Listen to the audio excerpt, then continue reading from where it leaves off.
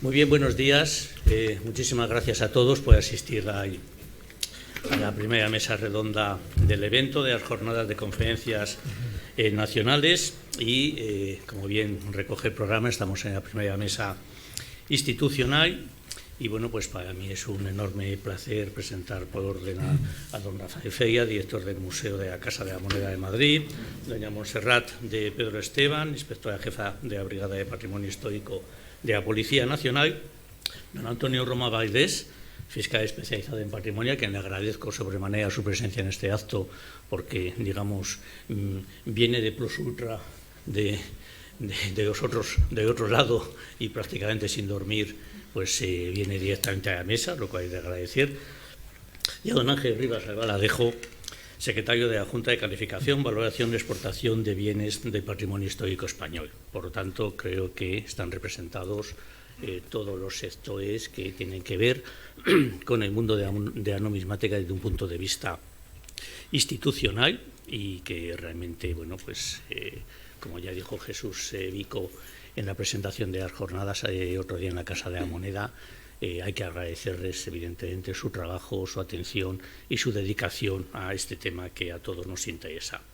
Sin más, para no retrasar y que esto sea algo ágil, le voy a ceder la palabra a don Rafael Feia, director del museo. Bueno, muchas gracias, Alberto. Yo en esta jornada en realidad soy como un mixto extraño entre mercado, entre instituciones públicas, el sector público, etcétera, etcétera. Primero les traigo el saludo de la Fábrica Nacional de Moneda y Timbre, Real Casa de la Moneda, Ministerio de Hacienda y, por supuesto, de su parte cultural, el Museo Casa de la Moneda. Mi institución es tan segura que evidentemente no he podido abrir mi presentación en PowerPoint porque estamos totalmente encriptados nosotros. Vamos levantando los brazos cuando vamos atravesando puertas, por costumbre, nos cachan, y todo está encriptado y encriptado. Los teléfonos, me acaban de dar un iPhone que no sé ni encenderlo.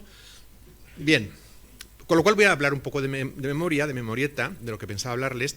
Traía sin duda algunas imágenes muy jugosas que hubieran sido la comidilla de todas las jornadas, pero en cualquier caso, que hable yo en realidad aquí es de una cara, porque frente a la gente que me acompaña en la mesa, que como ha dicho Alberto, tenemos a Montserrat de Pedro, cuerpos y fuerzas de seguridad del Estado, en este caso de la Policía Nacional.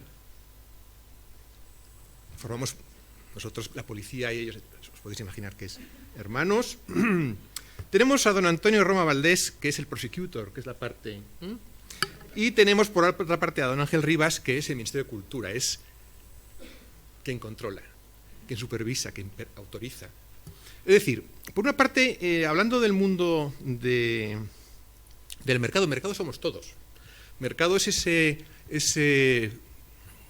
ente etéreo que rodea a la sociedad, donde se relacionan las personas, los intereses, las pasiones, las necesidades de intercambio, de beneficio, y frente a eso está la necesidad de ordenar, de regular, de proteger, de reprimir, de perseguir, de facilitar, de entusiasmar, que es sin duda lo que representa el sector público.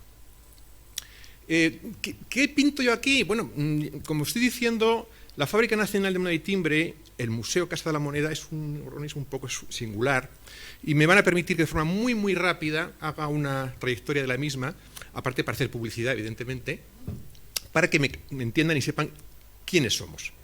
Nosotros acabamos de inaugurar una exposición que se denomina Coleccionismo Génesis de Museos. : El Castillo de Perelada.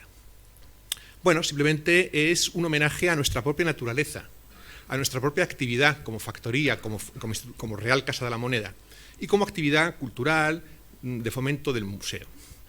Nosotros no somos la Colección Nacional de Numismática, eso el honor, si es que hay un honor, lo tiene sin duda el Museo Arqueológico Nacional. En Francia sí, en Francia la colección nacional es la de la Monnaie de París, aquí no. Aquí somos hijos de unas circunstancias históricas que hace que la Real Casa de la Moneda de Madrid, en 1784, decide comprar a la viuda de Tomás Francisco Prieto la colección de dibujos, de grabados, de monedas, de medallas de libros, una biblioteca histórica magnífica, etcétera, etcétera, etcétera, que había atesorado don Tomás Francisco Prieto como grabador y como fundador de la Escuela de Grabadores, que se crea en 1771. Bueno, fallece en diciembre del 82, se da en el año 83 para hacer una selección de mano de Pedro González de Sepúlveda, y en el 84 esa selección se eleva a la corona y se decide comprar con los fondos secretos del bolsillo secreto de su majestad, que se decía entonces. Fondo de reptiles, lo que como queramos llamar. Es decir, un dinerito hay que tenerlo siempre guardado por si acaso. Y el por si acaso es incorporar a la Casa de Moneda su primer gran lote de colecciones que conforman el núcleo inicial de lo que hoy llamamos Museo Casa de la Moneda. Es decir, nuestra colección es hija de un coleccionista. 1840. La Casa de Moneda de Madrid decide comprar a Mariano González de Sepúlveda su magnífica colección de dibujos, que en parte había hecho su padre Pedro, que incluye el magnífico legado Roberto Michel, es decir, los modelos, los dibujos, las estampas, las academias que recopiló en vida Roberto Michel, el escultor de cámara de Carlos III, el autor, como saben ustedes, de Los Leones de las Cibeles. Ese núcleo de dibujos, obra gráfica, modelos en cera, etcétera, etcétera, que no tiene mucho que ver de entrada con lo que uno pensaría que tiene que tener la Casa de Moneda, desde 1840 se incorpora a nuestros fondos. Es decir, otro gran núcleo de coleccionismo que se incorpora para formar y ampliar las colecciones de lo que entonces era el gabinete numismático de la Casa de Moneda, que se abrirá al público en 1867. Bueno, seguimos. En un momento dado se mezclan dos vías de producción. En 1893 se fusionan la Casa de Moneda con la Fábrica Nacional del Sello, con lo cual somos hijos de dos trayectorias de metal, por un lado, monedas y medallas, y por otro, sellos, timbres, pólizas, todo lo que son artes gráficas. Y todo eso se empieza a incorporar al museo. Tarde, lamentablemente, porque, por ejemplo, la moneda de París y la Casa o la Royal Mint o la Casa de Moneda de Portugal, ya desde principios del siglo XVIII, conserva ejemplares como muestra de lo producido que luego darán como resultado la colección de esas casas de moneda. Nosotros no. Nosotros, eso de guardar monedas y sobre todo de oro, ¿para qué? No se van guardando ejemplos y eso nos complicará la vida en el futuro. Bueno, después de la Guerra Civil Española y de cara a la construcción del mayor museo monetario del mundo, que es el nuestro, con 10.000 metros cuadrados, se ve la necesidad de hacer una colección, porque el museo no tenía una colección numismática. Y a golpe de talonario, a golpe de subastas internacionales, de compras directas, en plena guerra mundial, por ejemplo, se va a Casa Bichon de París y se compran 150 áureos, que costó entonces 180.000 pesetas de la época. En plena guerra mundial, gobierno de Vichy, España, fin, autarquía, 150 áureos que se incorporan a la futura colección permanente. Había que llenar 32 salas. Bueno, pues eso somos nosotros, seguimos ampliando las colecciones, se siguen comprando a coleccionistas, se siguen comprando en subastas, directamente, en fin.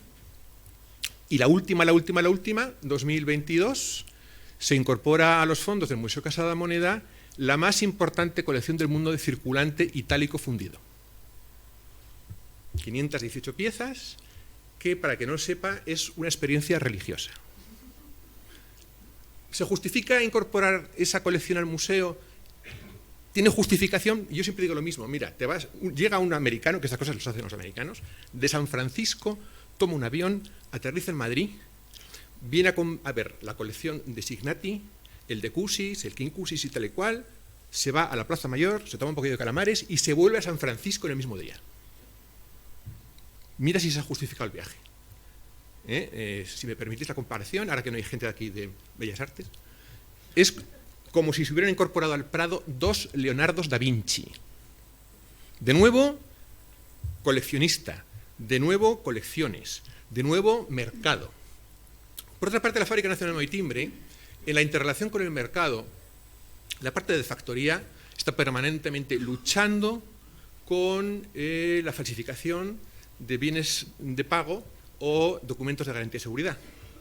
Nosotros producimos cerca de 2.000 productos diferentes que tienen ustedes en el bolsillo, además de la tarjeta, la fibra electrónica y la encriptación chunga de pendrives.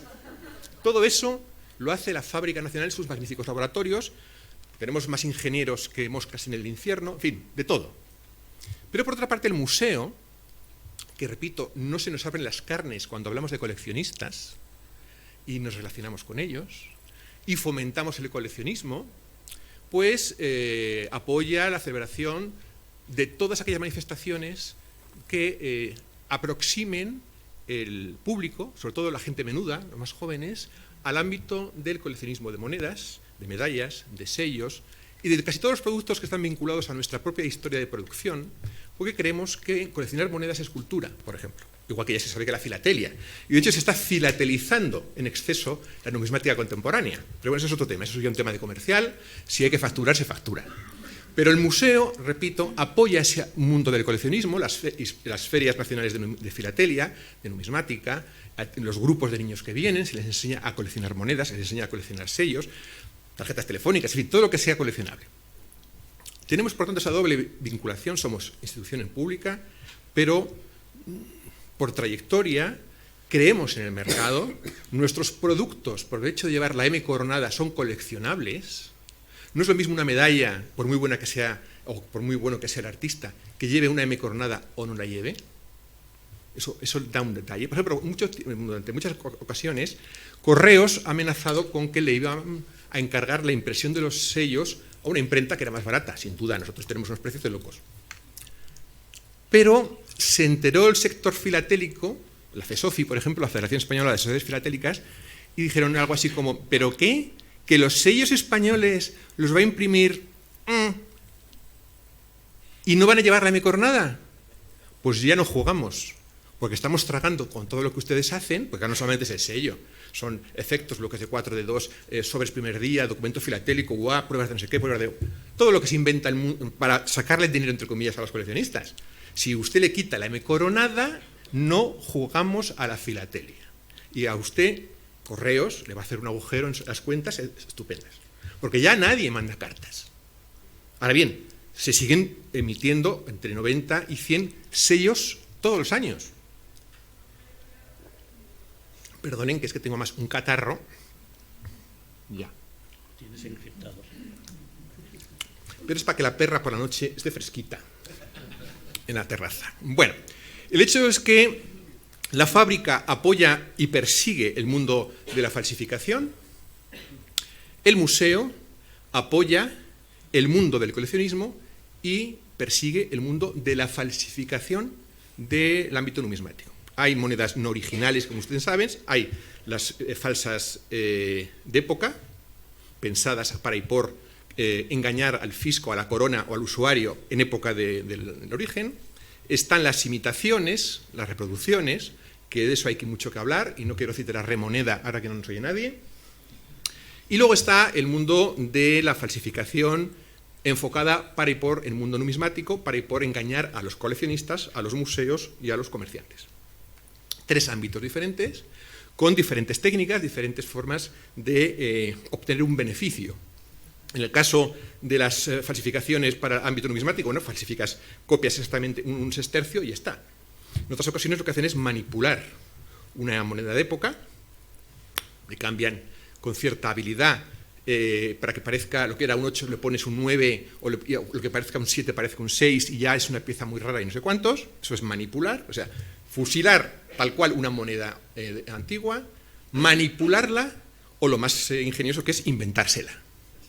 Porque claro, cuando tú inventas una moneda que es única, ya me contarás con qué vas a comparar. No, es que es una rareza, es que es una variante de la ceca de no sé dónde desconocida. Ya, hombre, pero es que tiene el anverso de tal y el reverso de fulano. Bueno, es que es una variante. Vete tú a discutírselo.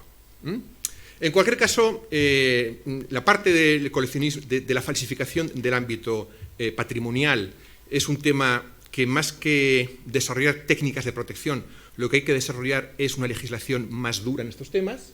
En España no es delito al hacer reproducciones creativas de monedas antiguas.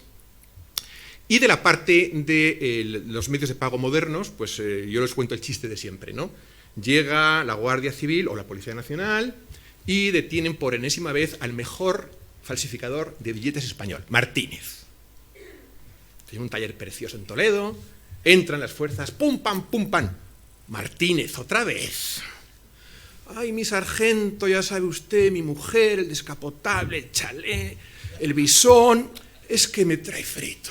Hombre, ya, pero hombre, que te hemos pillado ya este año 4 veces. Por cierto, mi sargento, ¿cómo se ha dado cuenta usted de que era falso este billete? Pero si es mi mejor obra. Nunca había hecho yo una plancha tan perfecta, un papel tan igual al auténtico y una técnica de impresión tan desarrollada. Hombre, Martínez, que has puesto 23 euros en el billete. Es decir, ya es que no cubría costes. El tema de no cubrir costes es esa lucha permanente entre la fábrica nacional, entre los buenos y los malos, que no son ustedes, los malos para ese lado. Bueno, ahí está. Lo bueno que tiene el Museo Casa de la Moneda es que hay una sinergia con los departamentos productivos. Ellos se quejan de que no son rentables porque tienen que mantener un museo y nosotros nos aprovechamos de su presencia en las instalaciones y en sus laboratorios. ¿Qué hay que analizar? Pues se analiza. ¿Que hay que ver si esta pieza es falsa o auténtica? Se analiza. ¿Que hay que hacer un estudio metalográfico para ver de dónde vino el metal? Se hace. ¿Que hay que hacer papel para restaurar? Pues en Burgos, que es donde tenemos nuestro molino papelero, se hace papel especial si hay que hacer restauraciones o reintegraciones de billetes o lo que sea. Por lo tanto, museo de la parte oficial, sí. Museo vinculado al ámbito del comercio y del coleccionismo también. Somos ese ente que engloba los dos aspectos. El mercado, somos parte del mercado, creemos en el mercado, nos gusta el mercado, no odiamos a los coleccionistas. Y por otra parte, somos esa entidad oficial que estamos al servicio de las necesidades técnicas que puedan plantearnos desde la policía, desde la Guardia Civil, desde las aduanas, desde el Ministerio de Cultura, y en cualquier caso seguimos, sin que se note mucho, haciendo nuestras colecciones, un poco fuera de la mano de Dios. No somos un Ministerio de Cultura, por supuesto, lo que legisla, o sea, lo que en España regula, el Estado regula las transacciones, la posesión, el movimiento del patrimonio histórico-artístico mueble. Asimismo, persigue el tráfico ilícito y el expolio. Y todo gracias a la Ley 16/85 de Patrimonio Histórico Español, con sus adendas, variantes, ¿cómo se llaman? Cuando se hace lo de Europa, reglamentos, pero que se armonizan, ¿no? Todo eso es lo que regula. Transponen también. Eso es lo que regula y, por lo tanto, el Estado, nos guste o no, es omnipresente en el mundo del mercado, en el mundo del comercio, del coleccionismo, para bien y para mal. Para algunos es un fastidio, para otros es una tranquilidad. Saber que está detrás el Estado, que están detrás sus magníficos profesionales de los diferentes ámbitos, judicial, policial, administrativo, académico, y nosotros en medio.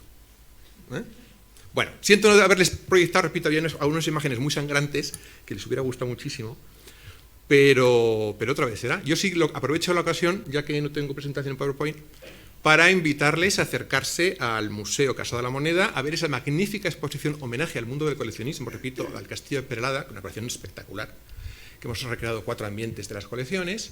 También con ocasión de la Coin Week hemos sacado una selección de la selección de la colección de circulante itálico fundido. Hay 15 signati, británico tiene 6. Las cosas. Está el de Cusis bueno, porque el del británico es falso seguro, y el del Banco de Italia ni siquiera lo ponen en su catálogo.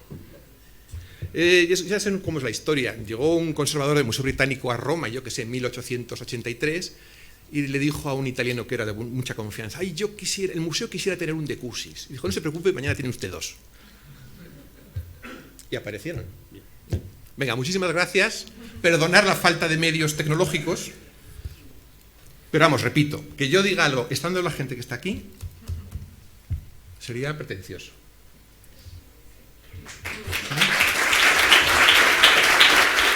Muy bien, pues para mantener el ritmo cedo la palabra a don Antonio Roma Baidés, fiscal especializado en patrimonio histórico, y insisto y agradezco su presencia hoy aquí y el esfuerzo que ha hecho.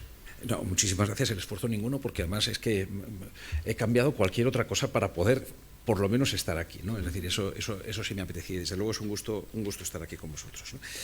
Bueno, es verdad que yo tengo una doble cara porque yo he publicado mucho de derecho, mucho de de determinadas materias de derecho, y una de ellas es la protección del patrimonio histórico, y he escrito y he publicado mucho, y también pues lo he hecho en materia de numismática. Es decir, yo aquí voy a encerrar los dos campos, las dos caras, y pocas veces, es la primera vez que combino ambas facetas de alguna manera a la vez. Explicar lo que es la numismática en el derecho para la numismática y cómo se traduce todo eso. La verdad es que no voy a esquivar el debate, porque además ya lo ha planteado Monse hace un momentito, es decir, hay una relación entre arqueología y numismática, pero bueno, es verdad que yo creo que es muy importante también saber diferenciar o compaginar o saber dónde está el campo convergente de relación y qué consecuencias tiene todo esto. La verdad es que lo dicho, es decir, cuando hablamos de numismática, la numismática no solo comprende la arqueología, y tradicionalmente en la academia la numismática ha sido considerada como una parte de la arqueología. Y es verdad, en parte. Y es verdad porque también la arqueología tiene su propia metodología, la numismática tiene también la suya, y a veces la arqueología puede ser vista también como un añadido a la numismática o como una ciencia auxiliar de la numismática, pero es verdad que la numismática comprende campos que no son distintos, tanto en lo académico como en el coleccionismo. Es decir, cuando vamos paseando por ahí vemos medallas. La medalla muchas veces es objeto de la historia del arte. Podemos ver sellos que forman parte de la sigilografía, que también se viene considerando como una parte de la archivística, del documento, de la paleografía, etc. Al revés también, es decir, la numismática comprende billetes, comprende objetos recientes, comprende elementos que no tienen nada que ver con la arqueología. Pero es verdad que hay un coleccionismo que también se dirige a objetos que forman parte de la arqueología. También la arqueología ha desbancado aquellos elementos que formaban parte en 1985 de la Ley de Patrimonio Histórico Español, porque la ciencia del pasado, que en definitiva es la arqueología, se venía entendiendo todos aquellos elementos que estaban en el subsuelo.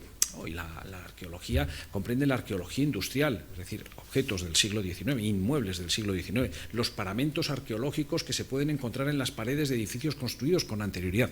Eso es arqueología también. Hay una arqueología de la arqueología y hay una numismática de la numismática. Partamos un poco también de este punto que me parece importante marcarlo, ¿no? Hay dos puntos que son los que nos ponen un poco en este debate. Primero, la existencia de un coleccionismo, y el coleccionismo numismático no es reciente. En absoluto, no lo es. Lo primero que quiero destacar es que es un coleccionismo que surge en el siglo XIV. El coleccionista más antiguo de monedas que tenemos es un rey de Navarra, y tenemos el catálogo, el índice de las monedas que tiene. Pero yo me he molestado en ir haciendo y componiendo un índice que tengo abierto y que voy llenando semana a semana de todos aquellos que han sido coleccionistas numismáticos desde entonces para acá. Y tengo que decir que si me voy fijando únicamente en el periodo que hay entre 1850, poco más o menos, y 1950, se han identificado por ese periodo aproximadamente 500 numismáticos. Yo tengo más. Es decir, personas que se han dedicado al coleccionismo numismático. En algunos casos nos han legado los cuadernos de sus improntas, de sus colecciones, el listado de las monedas que pertenecían. Aún la semana pasada tuve en mis manos, en Zaragoza, el listado de la colección de Vincencio Juan de Lastanosa en la década de 1650, con todo el listado manuscrito, precioso, delicioso, realmente muy interesante de tener en las manos. Con esto quiero decir que si nos vamos incluso a tiempos más recientes, tenemos índices y sabemos que se están vendiendo colecciones antiguas. Hace año y medio aproximadamente se vendió en Francia la colección de un obispo francés del siglo XVIII. Es decir, y es una colección que había permanecido en sus monetarios, espectacular, preciosa, y que se vendió hace muy poquito. Que colecciones como la de Barril, José Barril, un coleccionista de paños de Zaragoza, de la década de los últimos años del siglo XIX, eran 30.000 monedas. La colección de José García de la Torre, que se vendió en Francia, Gallard la vendió en Francia, en Madrid, pero era un vendedor francés, le enajenó la colección más importante de su época, sin duda ninguna, y aunque conocemos catálogos de ventas, claro, estamos hablando de 30.000 monedas, estamos hablando de unas cantidades descomunales que son incapaces, el mercado actual es incapaz de absorber en un año, en 2 años o en 3 años una cantidad tan importante de monedas. Por lo tanto, lo que quiero decir con esto es que entre todas estas fuentes, los catálogos de subastas, que hay muchísimos publicados, y si ustedes se meten en la Biblioteca Nacional de Francia o se meten hay una universidad en Estados Unidos que tiene están todos los catálogos, o muchos, no todos, pero muchos de los catálogos de subastas que desde Hoffman, en Francia, etcétera, desde el siglo XIX están ahí, que tienen muchas monedas. Muchas están reproducidas, otras no. Y siguen apareciendo todas estas colecciones. Con esto quiero decir que hay un coleccionismo lícito, porque tiene una raíz eminentemente privada, pero tolerada por el público, y que no se puede desconocer. Esto sí lo quiero poner encima de la mesa, y que se siguen vendiendo, y a mí me consta que se siguen vendiendo en la actualidad colecciones de cierta antigüedad. Pero el segundo punto lo ha puesto encima de la mesa, y muy bien Monse. Tenemos un expolio dentro y fuera de España. Esto es evidente, es decir, esto es una realidad que lamentablemente venimos teniendo, y que muchas veces viene con los detectores de metal, que se empiezan a popularizar a partir de la Segunda Guerra Mundial, pero a partir fundamentalmente de la década de 1970. Sigue habiendo expolio, se sigue vigilando el expolio, cada vez se va controlando, se va acotando, pero el expolio está, y no es bueno. Y está no solo en España, sino está en otros países. Es decir, se nos ha puesto la Brigada de Patrimonio Nacional, que hace un trabajo siempre excelente. Claro, pues ha estado trabajando también en casos que tienen que ver con el que procede de Siria e Irak, es decir, con financiación del terrorismo. Con esto quiero decir que no es algo reciente, es algo que preocupa, que hay que controlar, y que no es bueno que exista, y que no merece apoyo. Esto sí lo quiero decir. ¿Cómo se traduce esto en términos jurídicos? Bueno, pues se traduce primero que tenemos una Constitución que dice que el patrimonio histórico hay que protegerlo, sea perteneciente a manos privadas y a manos públicas. Por lo tanto, no confundamos, y esto es algo que cuando yo viajo y cuando doy una conferencia en algunos países americanos, me dicen, pero ¿cómo es posible que exista propiedad, o europeos? Es decir, estuve hablando la semana pasada con gente de Chipre y me decían, pero ¿cómo puede haber coleccionismo particular? Tendría que estar registrado y demás. No, pero es que en España es así, existe esto, pero existe en España, en Francia, en Italia, en Portugal, en Alemania, etcétera, en Estados Unidos. En algunos países, en la Constitución de Colombia, se dice que pues todo determinado patrimonio arqueológico pertenece necesariamente al Estado, aunque se tolera la posesión en manos particulares. Créanme, el mundo es un abanico de soluciones jurídicas para resolver todas estas situaciones, incluso qué significa patrimonio histórico. Si uno se va a la legislación argentina, los meteoros, que no tienen acervo de cultura alguno, forman parte del patrimonio histórico de la nación. Entonces, esto quiero decirles que esto es un mundo que, cuando ya nos ponemos en saber cómo combinar esto, bueno, pues en España en concreto existe público-privado. Segundo, el patrimonio histórico es aquello que tiene un valor consustancialmente histórico, aunque no marca unas cifras. Alguna ley autonómica, como por ejemplo la gallega o la asturiana, marcan determinadas fechas a partir de las cuales algunos elementos, por ejemplo los hórreos, los cruceiros, etcétera, algunos elementos patrimoniales merecen cierta protección, los escudos heráldicos, etcétera, ¿no? Pero no está puesto. Pero en cuanto al patrimonio arqueológico, lo que nos dice el artículo 41 es que es patrimonio arqueológico aquello que es susceptible de estudio por metodología arqueológica. Con esto quiero decirles que acude a un concepto académico, científico, sobre qué significa arqueología, y ya les digo, es un concepto evolutivo. No menciona la palabra numismática, pero ya les digo que precisamente porque muchas veces las monedas aparecen en contextos arqueológicos, porque la metodología arqueológica muchas veces contempla ciertos estudios numismáticos, pues es así, aunque la numismática también es verdad que tiene en cuenta elementos de la arqueología, como los tiene de la economía, como los tiene de otra serie de ciencias. Entonces, esto vamos a ponerlo un poco también encima de la mesa, y esto, al final, cuando hablamos de todas estas cosas, hay que acudir al objeto concreto, en el momento concreto, etcétera, etcétera, para determinar qué es aquello. Desde luego hay un dominio público, y el dominio público en estas materias, y lo digo porque a veces aparecen y se buscan precisamente monedas, no escapemos del debate. Es decir, con los detectores de metales se buscan monedas. Si quieren lo decimos de otra manera, pero es que se buscan otros elementos arqueológicos, pues se buscan también monedas, y eso no es bueno. Quiero decirlo, no es bueno. Claro, lo que dice la Ley de Patrimonio Histórico es lo siguiente. Primero, la Ley de Patrimonio Histórico entra en vigor el 1 de enero de 1986. Por lo tanto, todo lo que esté antes no entra en este régimen. Segundo, carga de la prueba. Lo que dice es lo siguiente. Pertenecen al dominio público todos aquellos objetos de carácter arqueológico que sean encontrados en contextos arqueológicos. ¿Desde cuándo pasan al dominio público? Desde que aparecen, no antes, no con anterioridad. Y desde luego, cuando aparece un determinado objeto hay una carga de prueba. Si hay un señor que tiene en su posesión un determinado objeto, quien tiene que probar que no lo era, o que surge de una excavación arqueológica, es quien reclama esa propiedad. algunas leyes de algunas comunidades autónomas, por ejemplo la de Madrid, lo que dicen la de Canarias, en fin, hay determinadas leyes autonómicas que lo que dicen es que hay un registro y hay unas personas que tienen que acudir a un registro para registrar sus colecciones y daban un plazo de 10 años. Creo que nunca hubo ninguna declaración de que así fuera. Lo demás es propiedad particular. Entonces, esto es un poco lo que hay. Yo no voy a entrar en el régimen de importación y exportación, que seguramente pues ya lo vas a comentar tú, tanto dentro como fuera de la Unión Europea. Y bueno, pues esto sí me parece importante en términos de política pública, que lo que sí detecto en aquellos estados en los que no existe propiedad privada o en donde no se permite el comercio de piezas, se generan mercados negros.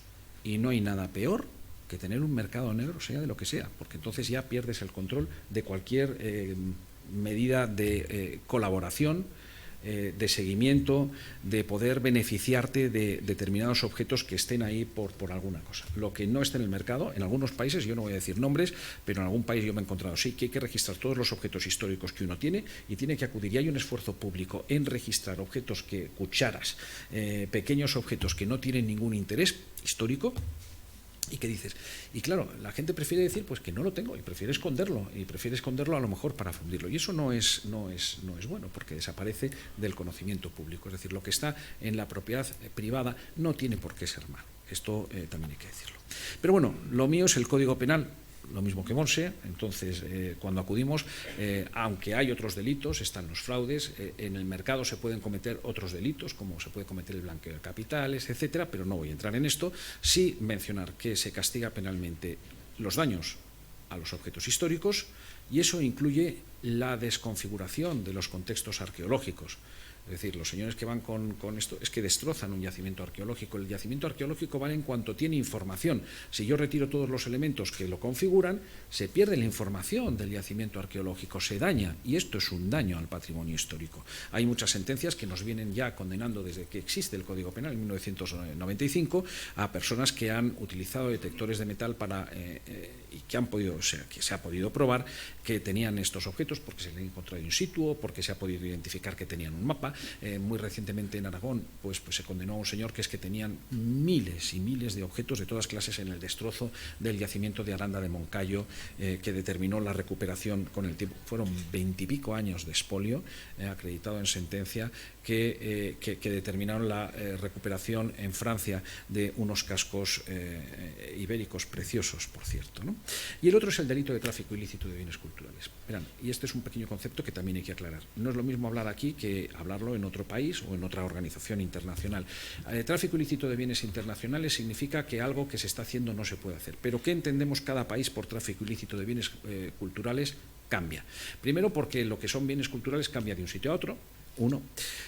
Segundo, lo que para nosotros el delito de tráfico ilícito de bienes internacionales es la exportación desde España, porque lo castigamos como un delito de contrabando, pero hay otros países que lo castigan como la exportación o la importación, y en otros países el comercio ilícito, es decir, el comercio de todo aquello que se tiene. El comercio interno o la posesión, es decir, y estoy hablando de Chipre, estoy hablando de Italia, estoy hablando de Grecia, que castigan, por ejemplo, Cuba, etcétera, que castigan México, que castigan la posesión, el comercio interno, etcétera, etcétera, ¿no? Pero bueno, esto sí quiero decirlo, que es un concepto verdaderamente difícil para luego articular después las restituciones internacionales. Todos nos alegramos mucho de las restituciones internacionales cuando se realizan fuera de España objetos que pertenecen al patrimonio histórico español. Todos sacamos la bandera y decimos qué bien que se haya recuperado la plata de la Mercedes, qué bien que se hayan recuperado determinados objetos, por ejemplo los cascos de Aratis, etcétera, etcétera, y todos nos gusta mucho. Pero es verdad que España también es un país en el que se recuperan objetos que proceden, que tienen unas procedencias distintas a la nuestra, y es verdad que les digo que en el mapa que tenemos hay veces que también acreditar, por ejemplo en el caso de numismática, yo he visto reclamaciones internacionales en materia de numismática, me preguntaron por una en la que no intervenía España, pero que que era pues objetos que habían sido acuñados en Grecia, monedas que habían sido acuñadas en Grecia y que pasaron por otra subasta en no sé qué país y que acabaron en Estados Unidos. Esta es un poco la situación. Pero de repente en la aduana de Estados Unidos se encuentran unas monedas y dicen, ¿y esto de dónde son? Y entonces empiezan las reclamaciones. Pues fíjense las distintas concepciones. Desde el punto de vista español, piensen que las monedas antiguas, estoy hablando de monedas del periodo romano, áureos romanos en concreto, claro, son áureos que circulan de aquí para allá, porque la moneda se fabricaba para circular, toda la moneda en el caso de la Mercedes está claro, es un contexto arqueológico muy preciso. Sí, vale. Pero luego también el coleccionismo existe, ya les digo, desde hace mucho tiempo, y hay catálogos de moneda griega desde hace mucho tiempo. Y hay colecciones, y en los catálogos solo se reproducen una parte de las monedas. Ojalá se pudiesen reproducir muchas más. Bueno, claro, pues Grecia reclamaba parte de esas monedas porque habían sido acuñadas en Grecia. Quiero decirles que existen unas concepciones lícitas, porque es lícito, pero a mí me encajaría muy mal como operador jurídico español tener que devolver unas monedas porque alguien dice que han sido acuñadas en Grecia, porque es que es un elemento meramente accidental. Pero esto es lo que hay, pero quiero que sepan que esto existe, las recuperaciones internacionales. La investigación requiere efectivamente tecnología y poquito a poco pues tendremos que ir yendo a constituciones de bases de datos de objetos robados como la que maneja Interpol, pero desde luego también tenemos que abundar todos en fotografiar y obtener imágenes de lo que realmente vale. Pequeña reflexión. Claro que el coleccionismo existe y es bueno, es decir, pero tenemos que adaptarnos y tenemos que entender que no es bueno que exista expolio como existan otras cosas. El comercio tiene que entender y entiende, yo creo que el comercio es responsable, con carácter general. En España tienen un libro de comercio, es decir, tienen que apuntar aquello que va ingresando, porque esto está desde 1924, se reformó en 1942, 1983, 1993, las leyes autonómicas, etcétera, obligan a tener un libro de registro de todos los objetos metálicos que entran en esto. Es muy bueno y observo que cuando se menciona que una pieza procede de una colección antigua porque hay un tejuelo o porque se menciona que procede de esta subasta, su precio sube. Eso es muy bueno y muy sano que eso se desarrolle, porque yo creo que eso contribuye a evitar en el medio plazo el expolio. Es muy bueno que exista un código ético que vincule a todos los que desarrollan este comercio y desde luego es muy buena la cooperación entre las autoridades y el comercio y las autoridades. Como coleccionista también les digo, es decir, creo que aquí hay un gran factor, todavía no hay un coleccionismo perfectamente responsable y esta función ética de registrar, de identificar el origen de las piezas, de establecer esa trazabilidad de las monedas, de conservarlas de una manera adecuada, falta. Y yo creo que eso es un debe que todavía tenemos en las asociaciones numismáticas, en las que estamos, pues fomentar un coleccionismo sano y que evite, que desarrolle de una manera sana la ciencia, que preserve los objetos históricos que posee, pero que en último término también se dirija a evitar situaciones de expolio que ninguno deseamos, ¿no? Y esto era todo. Muy bien, muchas gracias.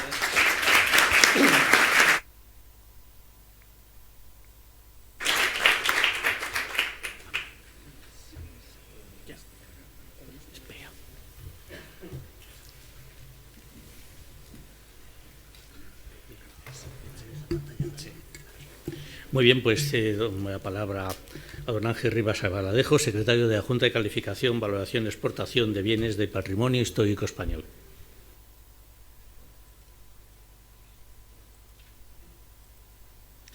Bien, pues muchas gracias. Quisiera comenzar agradeciendo la invitación al Ministerio de Cultura a poder participar en esta jornada. Y dándoles la enhorabuena también por la misma, por la organización de este evento, que desde luego creo que está teniendo muchísimo éxito, por lo que me ha dado tiempo a ver esta mañana. Venía a hablarles brevemente del papel del Ministerio de Cultura, el control de las exportaciones, de las importaciones y el papel que juega o que desempeña en el mismo la Junta de Calificación, Valoración y Exportación de Bienes del Patrimonio Histórico Español. Brevemente, y antes de comenzar a hacerlo, una referencia general a la Constitución española, porque así vamos a entender quizás un poco mejor por qué el Estado se entromete, por así decirlo, en la propiedad privada. Dice el artículo 46 de la Constitución española que los poderes públicos garantizarán la conservación y promoverán el enriquecimiento del patrimonio histórico, cultural y artístico de los pueblos de España y de los bienes que lo integran. Y además dice el artículo 46 que la ley penal sancionará los atentados contra este patrimonio.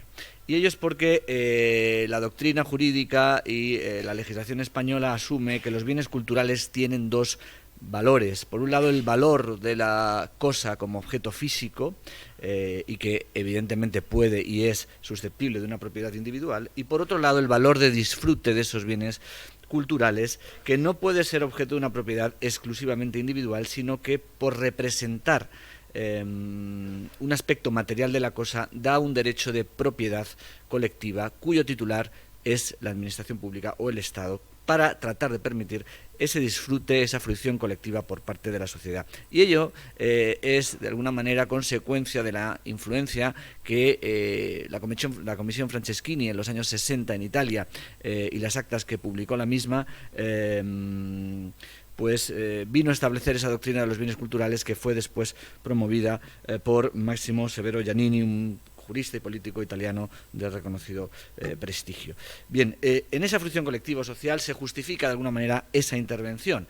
Y esto también es algo que obviamente viene recogido en la Carta Magna, en el artículo 33 de la Constitución, cuando se habla precisamente de la propiedad privada y de la herencia, el derecho a la propiedad privada y a la herencia, y dice también en el artículo 33 de nuestra Constitución que la función social de estos derechos delimitará su contenido de acuerdo con las leyes. Bien, existe en España un organismo que regula de alguna manera y que interviene en prácticamente en la toma de cualquier decisión que tenga que ver con los bienes muebles del patrimonio histórico en cuanto a su tráfico jurídico, ¿no? En cuanto a las transmisiones que puedan darse y en cuanto a la regulación de la exportación y la importación de estos bienes. Ese organismo es la Junta de Calificación, Valoración y Exportación de Bienes del Patrimonio Histórico Español. Una junta que, aunque es creada por la Ley 16/85, tiene unos orígenes bastante más antiguos. Realmente estamos hablando de 100 años, cuando en 1922 se promulga un Real Decreto que establecen las comisiones de valoración de objetos artísticos con vistas a controlar las exportaciones de bienes culturales. Esto, no hay que olvidarlo, se da en un contexto muy concreto. Estamos en los años 20, cuando en España están saliendo de manera casi indiscriminada una gran cantidad de bienes de nuestro patrimonio histórico. Es el momento en que están saliendo pinturas importantísimas del Greco, claustros enteros con destino a museos norteamericanos, etcétera, etcétera. En ese contexto el Estado reacciona y trata de legislar, trata de proteger e insistir en normas que ya existían previamente, algunas de ellas. Habrá que ver la Ley de Excavaciones Arqueológicas del año 11, y si tiramos para atrás todavía podemos encontrar en época de Carlos III también normas para prevenir la exportación de bienes, lo que hoy llamamos bienes culturales. La composición de esta Junta, que evalúa todas las solicitudes de exportación, y ahora veremos las funciones de la misma, está compuesta por 18 miembros que designa el Ministro de Cultura y 22 más que designa el Ministro de Hacienda. Es importante porque ya cuando se plantea en 1922 las comisiones de valoración, en ellas estaba también una persona de aduanas, de la Dirección General de Aduanas, para controlar estas exportaciones. ¿Quién forma parte de la Junta? Pues personas de gran prestigio a nivel nacional en diferentes ámbitos de los bienes culturales, arqueología, bienes del patrimonio documental y bibliográfico, pintura, escultura, etcétera, etcétera. Todos aquellos bienes que pudieran ser susceptibles de ser exportados.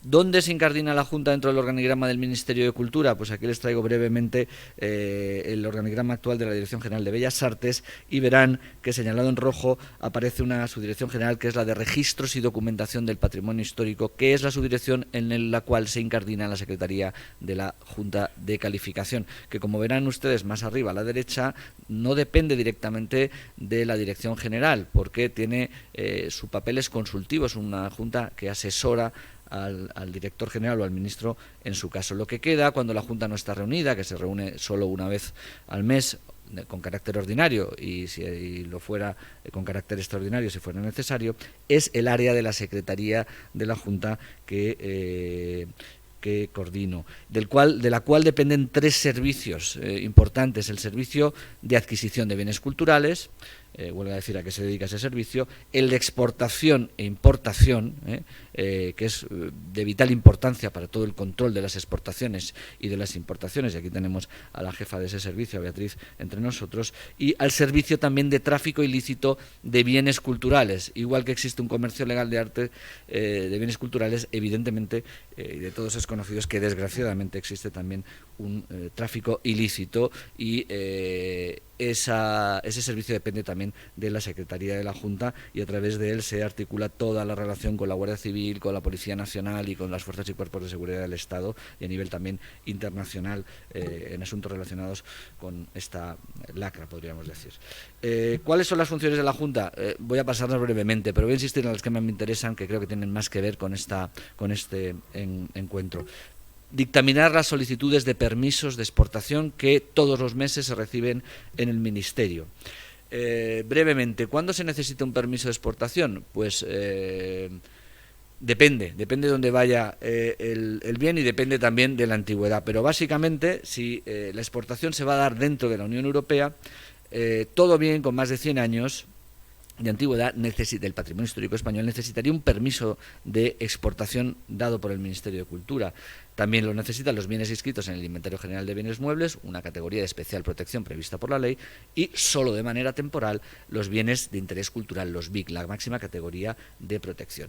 Esto dentro de la Unión, pero si nos vamos fuera de la Unión, además de lo ya dicho en lo que acabo de señalar, hay determinados bienes entre 50 y 100 años que si tienen un valor por encima de unos determinados umbrales también van a necesitar un permiso de exportación. Esos valores parecen regulados en el reglamento del año 2009 y que tienen que ver, pues por ejemplo, con las esculturas o con las pinturas, que es el umbral más alto en 150.000 euros. Un umbral, digamos, de valor que establece ese reglamento europeo.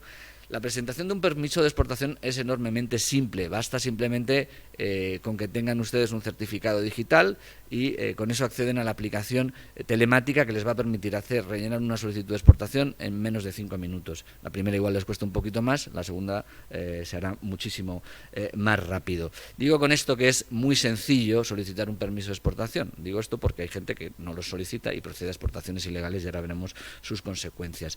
El plazo para resolver que tiene la Administración es de 3 meses, pero les adelanto que si todo va bien, en cuestión de un mes y una semana aproximadamente, o incluso bastante menos, dependiendo de cuándo se haya hecho la solicitud y cuándo se haya reunido la Junta, pues estamos resolviendo en menos de un mes en algunas ocasiones.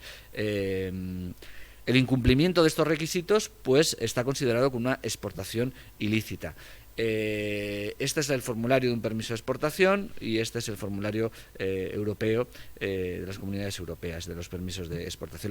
La aplicación, como les digo, es telemática, y en apenas 5 minutos se puede rellenar una solicitud de exportación. La solicitud se evalúa por parte de la Junta, que puede autorizar directamente, acordar autorizar la exportación directamente, o que puede estudiar un poquito mejor la pieza, puede pedir el examen o depósito, puede recabar informes, o puede solicitar que se complete la información que se está aportando. Y la Junta, una vez que ha examinado la solicitud, informa positiva o negativamente a la exportación de los bienes. La resolución no compete a la Junta, la resolución la da quien tiene la capacidad para resolver, que es el director general de Bellas Artes.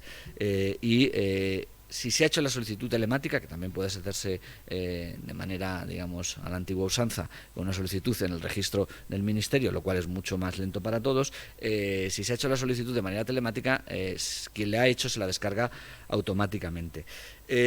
Traigo aquí algunos datos de solicitudes y de denegación de permisos de exportación, porque muchas veces se dice, a veces en redes, a veces en comentarios de corrillo, a veces en los periódicos, que la Junta deniega casi todo lo que se le presenta para exportarlo, ¿no? Y se nos tiene a veces, pues, digamos, un poco demonizados. Yo les traigo aquí datos concretos que me permiten explicar una realidad que a veces quizás les pueda sorprender. Solicitudes de permisos de exportación de bienes culturales en los últimos años. Les traigo los últimos años, desde el 2018 hasta el año 2023. En el 2018, 14.000 bienes exportados. No solicitudes, sino bienes exportados, porque cada solicitud puede llegar aparejada varios bienes. Bienes exportados 14.835, 2018, 17.000 en el 19, 21.000 en el 20, 30.000 en el 21, 28.000 en el 22. En el año 23 tenemos un total de obras exportadas de casi 30.000, mezclando los tres tipos de exportaciones, eso sí, temporales con posibilidad de venta o definitivas. Todas estas solicitudes se examinan uno a uno, todos los bienes son examinados uno a uno por la Secretaría de la Junta, imagínense el trabajo que esto conlleva, y después por la Junta de Calificación, y se emite una resolución de autorización de la exportación o de denegación de la misma, y perfectamente motivada. Datos reales de numismática, concretamente de numismática. Lo que han visto antes era de todo tipo de bienes del patrimonio histórico. El evento numismático y la temática de lo que nos ha traído hoy aquí, pues me lleva a hablar de numismática concretamente. Año 2019, 6.335 solicitudes de bienes culturales relacionados con numismática. Denegaciones, 0, todas se autorizaron. 2020, 9.644. Se denegaron 53, muchas de ellas se compraron y otras fueron denegadas por diligencias policiales, porque aquí muchas veces la Policía Nacional o la Guardia Civil nos recomiendan que no autoricemos la exportación porque tiene una investigación abierta, y evidentemente el Ministerio procede en consecuencia. Y de ellos, como digo, muchas veces, en muchas ocasiones, de lo que se deniega se compra. Por tanto, de casi 10.000 se deniegan solo 53. 2021, casi 15.000 se deniega una denegación. 2022, 0 de 11.000. 2023, 9.000 solicitudes, se deniegan 4. Y de las 4, los 4 se compran. Estos son datos reales que nos ayudan a entender un poco mejor la situación actual de la exportación de los bienes culturales relacionada con la numismática, ¿vale? Sí. Voy terminando brevemente, cómo pasa el tiempo. En relación con las solicitudes de exportación, el Estado tiene un derecho de adquisición preferente y puede comprar estos bienes por el precio señalado por el solicitante en el permiso de exportación, y así lo hacemos en muchas ocasiones. Y aquí les traigo algún ejemplo, no es de numismática, pero es una obra de Luisa Roldán que se compró este año por 280.000 euros. Otra de las funciones de la Junta es informar las solicitudes de permiso de exportación temporal, las permutas, también fijar el valor de los bienes ilegalmente exportados. Cuando se produce una exportación ilícita, ¿a quién le compete la valoración de los bienes ilegalmente exportados? Es a la Junta de Calificación, que emite un informe y que emite una valoración, de esos bienes, y en función de si esa valoración es superior o inferior a los 50.000 euros, va a ir por la vía administrativa o bien por la vía penal, en este caso delito de contrabando. Bueno, traía algunos datos de compras relacionadas en los últimos años, algunas de las más interesantes. Por ejemplo, en el año 2003 se compraron 5 sólidos del emperador Constancio Gallo por valor de 430.000 euros para el Museo Arqueológico Nacional. O en el año 2003 también 8 áureos para el mismo museo. Bueno, para que vean que vamos realizando compras importantes en los últimos años. Por ejemplo, en el año 2009, 210.000 euros esta prueba de 100 pesetas del gobierno provisional, y podría ponerle cientos de ejemplos, había traído solo unos cuantos casos. Datos de adquisiciones en general, no de numismática. El Ministerio de Cultura ha destinado el año pasado casi 14 millones de euros en la adquisición de bienes culturales de todo tipo para diferentes centros, archivos, bibliotecas y museos de todo el territorio nacional. En definitiva, la Junta es un órgano asesor, es un órgano colegiado, es un órgano eminentemente técnico que examina cada año varios miles de objetos de cara a dictaminar las tipologías y las calidades y procedencias de todos esos bienes e informar positiva o negativamente a quien tenga la autoridad competente para denegar o autorizar la exportación, que es el director general de Bellas Artes. Brevemente, sí quería hacer una referencia a las consecuencias de la exportación ilícita. La exportación ilícita supone varios aspectos, y aquí está don Antonio Roma, que podría explicarles mucho mejor que yo todas las consecuencias de esa exportación, pero brevemente. Por un lado, tenemos la pérdida automática de la propiedad del bien, porque dice el artículo 29 de la ley que cualquier bien que haya sido ilegalmente exportado, es decir, sin el preceptivo permiso de exportación, pasa a ser automáticamente propiedad del Estado,